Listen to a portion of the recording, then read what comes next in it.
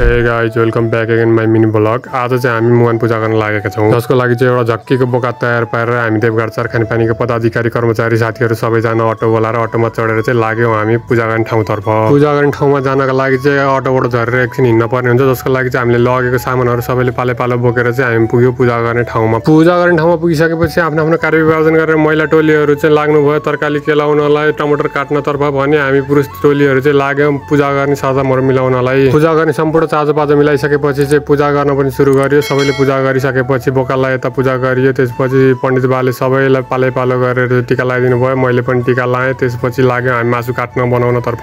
मासु मात्रै खाँदा धेरै नै गर्मी हुन्छ भनेर हामीले यता चिसो ब्याकअपमा पनि राखेका थियौँ। त्यसपछि हामी थाल्यौँ पकाउनलाई, मासु पकायो बिस्तारै। त्यसपछि हामी सम्पूर्ण खानाहरू बनाइसकेपछि हामी लाग्यो खानातर्फ। सबैजना पाले पाले खान थाल्नु भयो, म पनि खान लागेँ। त्यसपछि खाना खाइसकेपछि सबैजना मिलेर एकछिन गीत गाउने नाच्ने काम गरेर रमाइलो गरे। हजुरलाई साथीहरू बाई बाई।